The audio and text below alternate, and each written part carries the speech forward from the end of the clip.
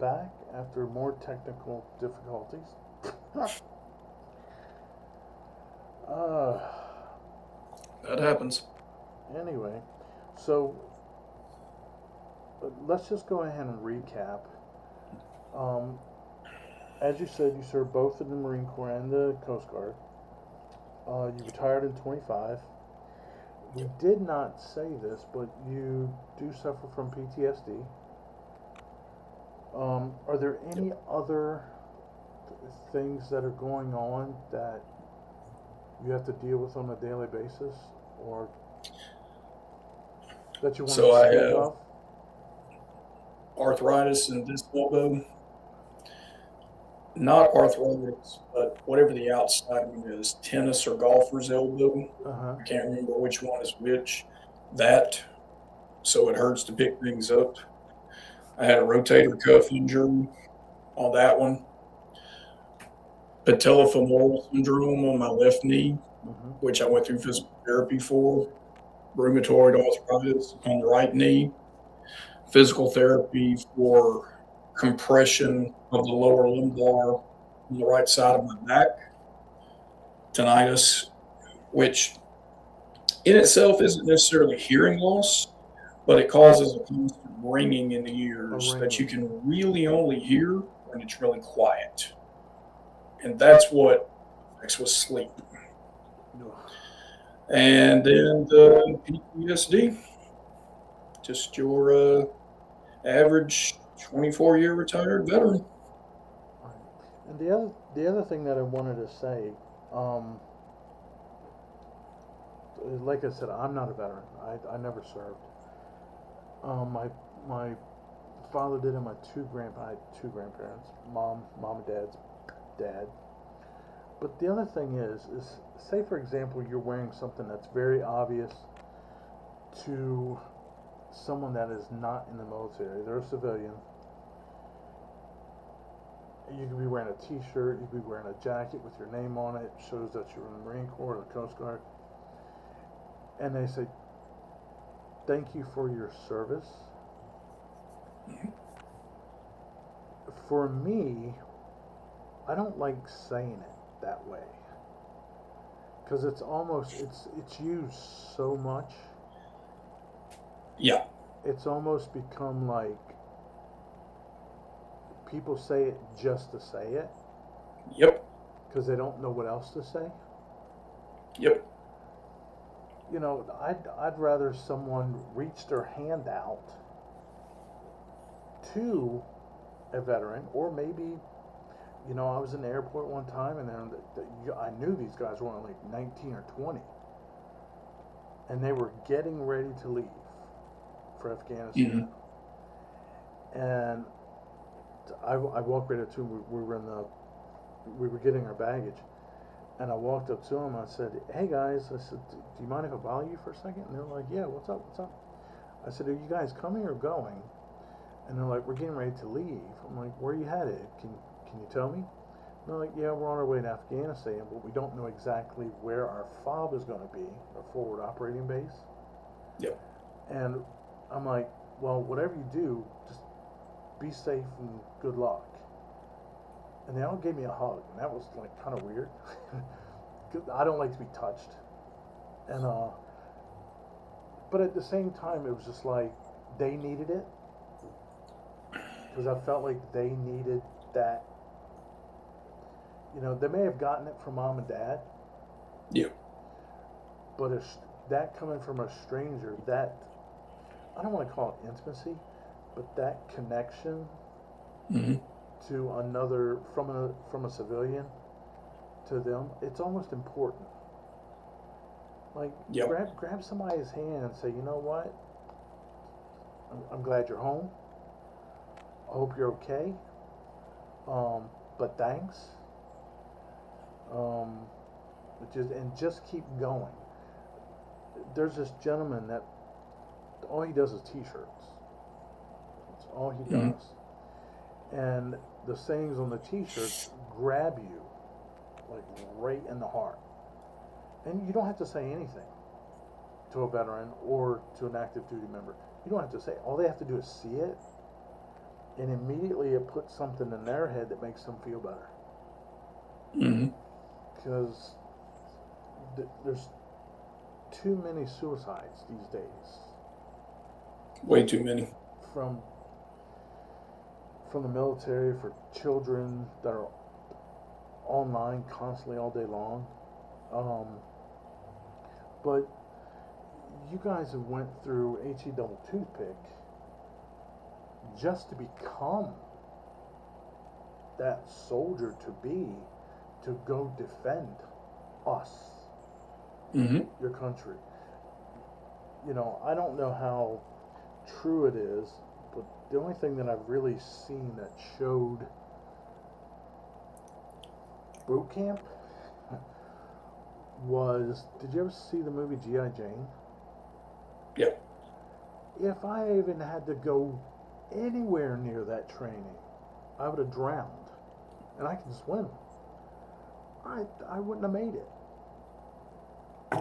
And running 5 miles, nowadays there's no way I could do it, but back then I could probably do it, but not right when you get off the bus. Hmm. I may be able to do 2 miles, but they're at you constantly, constantly at you. So going through that, does it give you, when you come home and you're done, you're done with it all, you're retired, some people say, I don't want to hear nothing else about it. I've done it, Hmm. I'm sick of it, I'm glad to be home. Most guys don't have a wife or a husband to come home to. Hmm. They don't even have a dog, a cat, which is really Yep. important at times. They don't have they don't have anything to come home to. The house is gone, the wife is gone, the husband's gone, the children are gone. And that shit hurts. So when you guys, when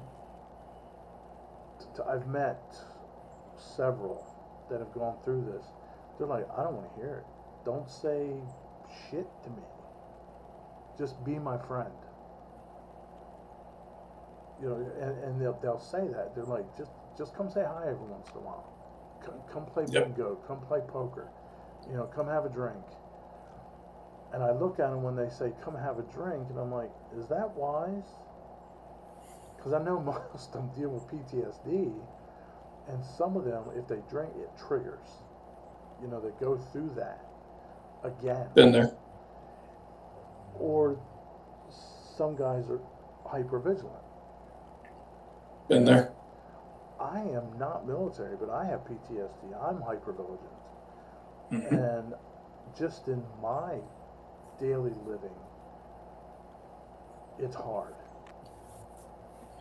So, Too many people associate PTSD with combat veterans, right, and I did for the longest time.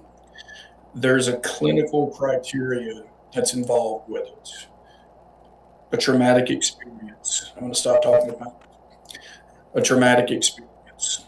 Combat experience, sexual assault, sexual trauma, those go together. Or as they started classifying, first responder awareness type.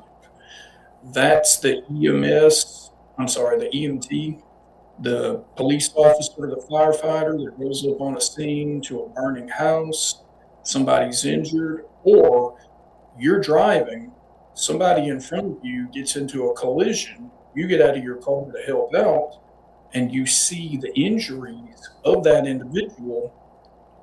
That's your traumatic experience. It affects you in some way or another. Some people, whatever, no big deal. Others are going to relive. You're going to see it in your nightmares or in your dreams, or sounds are going to react to it. So PTSD is not limited to the military in the least bit. It's so much more broad and vast. And when I first joined the military in 1999, yes, it was a thing, but it was considered a sign of weakness. You you didn't talk about it, maybe amongst with your buddies, but we just didn't seek help for treatment or anything like that back then until we really got heavy in 9/11, and it got more broad, and then it was realized, hey, it's not just veterans that can suffer from this. This is a real mental disorder that normal civilians can be affected by. There's another one that's not too known about CPTSD, complex. That's from children that went through abuse as they were growing up, either through physical or verbal while they're still becoming adults. And these effects happen, nothing has happened in their adult life, but they still continue to relive things from when they were children. And that's been a recent addition. So that's my thing on PTSD. You don't have to be in the military to have that. Sure. It can happen to anybody. And the one thing that I have heard tremendously is, and this is from non-military as well, is they say, suck it up, bury I it, hate that. bury it, you know. Get over it. Yeah. Pull yourself up by your bootstraps. My dad used to say that all the time, and Yep. I would ignore it because he wasn't much of a talker, and I don't know if that's because that was the way Vietnam was or Yep. what, but he just wasn't a talker, and but there's a lot of things you guys go through, and it bothers. I go to a group of people at a church, Excuse and me. I'd say about Sorry. 90% of them are veterans, and there's a few civilians beside myself. And they talk about all this stuff, and that's where I got it from this one veteran. He was a Marine. He goes, I don't want to hear it. He goes, I've retired. I don't have any legs. I said, I see it every day. You know, Mhm. just I don't want to talk about it. And that meeting is not to talk about what happened, so on and so forth. It's more of support. What do you need today? What do you need tomorrow? You know, and Yep. housing, food, networking, anything like that. And you know, and sometimes it's via what we're doing here. It's just there's a group of 10 of us, and we'll get online. We'll just chat. And sometimes it's just bull crap. Mhm. It's nothing. But by the time we're done, everybody's starting to feel better. Yep. And that's what they try to do, is try to get everybody to have that. You wake up in a funk, and then by the end of the day, you're like, you know what, I got this. And I guess it makes sense. They're doing it to try to help prevent those 22 veterans from committing suicide. Because PTSD is one of those situations that adds in avoidance. You don't want to be around. It's very common for veterans with that to live a reclusive, isolated lifestyle. that's the worst thing you can do. Knowing that you have it doesn't make it any better. Right. That was one of the things I had to learn with. It's like, let's say you have arthritis in your knee. Knowing that I have that doesn't make it any better. I have to do something to treat that or fix it. PTSD can mirror laziness and apathy. For me, one of the worst things is the flattened effect. Mm. It's where you appear emotionally numb, and you are. You don't show reactions. To those who don't know, it would come like you don't care, or you're lazy, or it's not any of that. It's just a non-responsiveness to any of the emotion and the stimuli. So 1, 2, 3, 4 days goes by, and then you're starting to feel cooped in. At first, it feels like a vacation. relaxed, chilling here at the house, and then it's time to get out. Well, you go out to Walmart, something bothers you, you act out. And then there's the as it's termed, grossly inappropriate behavior is another one of the symptoms. What to me is perfectly normal. If I were to, I'm not going to give an example, but just something that somebody would find out of the ordinary, which Right. to me is I'm not a danger to myself. I'm not trying to hurt anybody. But am I doing 102 miles per hour down the highway in my truck when I shouldn't? Well, there's the reckless behavior. Why? I'm not scared. I don't care. I don't care what happens to me. I don't care what happens to you, the person. And then you kind of get a, whoa, this ain't right. I didn't do this 10 years ago, and I need to. That's some of the things that, and PTSD is one of those you can't see it on the outside. You can't give me an MRI. You can't give me a biopsy, an X-ray. Right.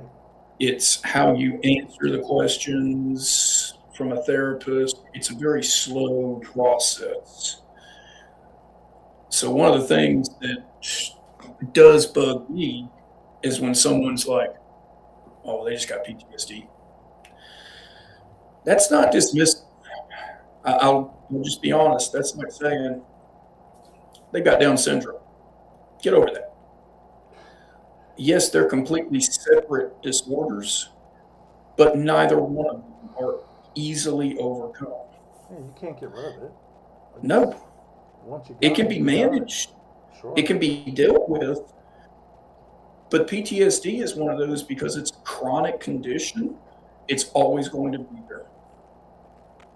Just depending on how you live your life and how you manage it. Sure. So let's move on from that because I don't want to Yep. get people depressed. I you gotta steer me. I'll talk about that all day. Steer Um, me. but it is real. That's the basis of it. It is real. It does happen. Yes. And not, you know, not just to the military, but with what I'm doing, it's focused on you guys and your wife. Uh, you don't have children. Oh, there you are. Just for a second. There we go. I was talking to myself. So All good. I don't know if you can hear me, but what I was saying is, Mm. not only does it affect you, it also affects your family, your wife. You don't have Yeah. kids, as we discussed, in a funny manner. Um, but it it's just unfortunately it's a part of life with a lot of people. So Especially when they don't understand the situation. yeah, and it becomes And like you a try to crisis. explain it, but then it kind of makes it sound like you're trying to make excuses for things, Yeah, and that's just how it is. that's true. So the next thing I want to talk about is since I do know you're married, I briefly met your wife as she was running around doing things Yep. and being her shy self. Um, Small town Texas. with, with people that don't know, with veterans and active duty, they don't know that. Well, let me say this. From what I understand, when when you become active duty and you're getting paid, is it true or not true that part of your check goes towards your insurance? When you leave the military, whether it's on a DD 214 or you retire. So I'll give you an example. I'll give you an example of how mine worked. You get different levels of pay, but they all come in between the 1st and the 15th. So you get your basic pay. That's the one that you see on the pay chart that everyone can Google on military.com. You get that one. BAH, basic allowance for housing, Depends on your rank and your zip code. BAS, basic allowance for subsistence. I'm sorry, food money, $239 a month. Then you get your uniform allowance. That depends on your pay grade as well. They take all those numbers up on your LES. They divide that by 2. That's what you get for your first and your 15th. The insurance that we paid on active duty was the SGLI, Service Group Members Life Insurance. That's where if something happened to me, my spouse would get $400,000. That was something around $20 a month. Insurance, it depended on where you were located. If you had access to a military treatment facility, like if you're on a base, you pay nothing. If you have TRICARE Prime Remote, like I had with Moonies, you do pay something like $13 a month. And then it depends on what kind of provider that you find in and around from the area there. As a retiree, I have what's called TRICARE Select. I pay $31 a month for me and my wife. We have to find an in-network provider. If you find an in-network provider, it's covered.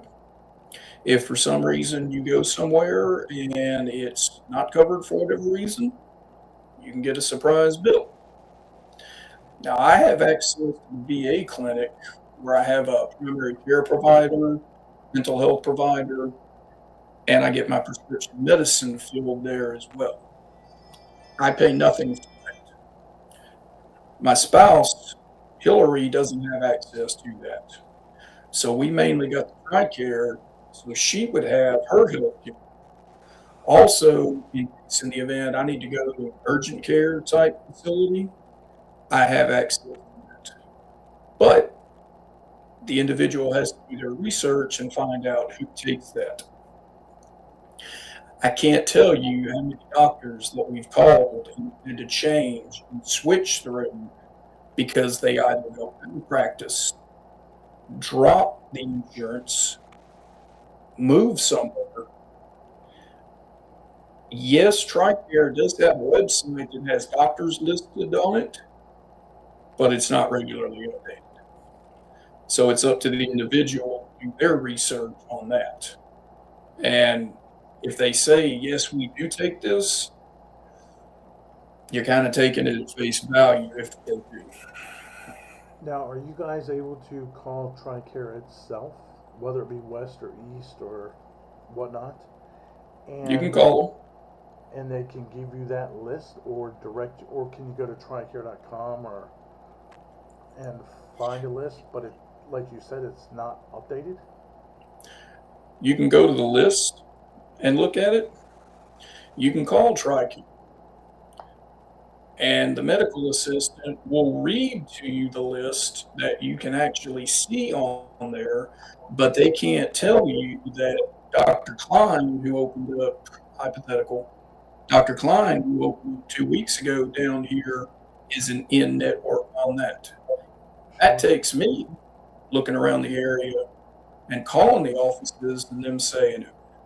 So they can kind of vector you into the area, and then we gotta actually find the pinpoint area.